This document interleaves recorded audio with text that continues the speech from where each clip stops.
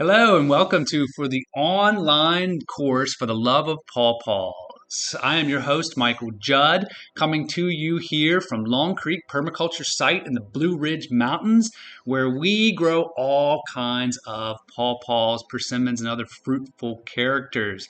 I just want to say hello, welcome you to this wonderful first time extensive course all about PawPaws, and to give you permission to hop around as you please.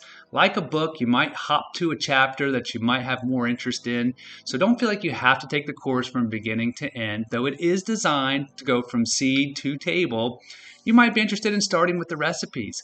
Gain your inspiration there to start growing pawpaws. Or you might want to start at the very first session and learn about the siting requirements and spacing for pawpaws. Or maybe you've already got pawpaws in abundance and you want some tricks and tips on harvesting and processing them. Hop to session 5.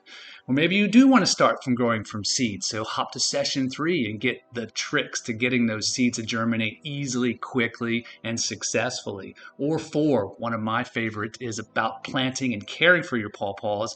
Get into a little bit of the holistic concepts there with permaculture and how to set things up so that your planting will be successful. And again, that can be for other plants and things, not just pawpaws. So a wonderful resource there.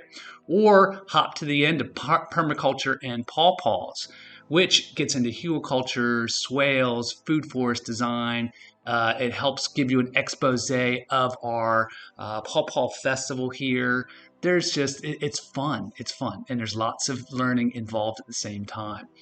There's resource sections, so you know where to get your seeds, where to get your plants, how to connect with other PawPaw aficionados. There's interviews with the greats like Neil Peterson, the Mahatma of PawPaw, the very funny Sarah Beer.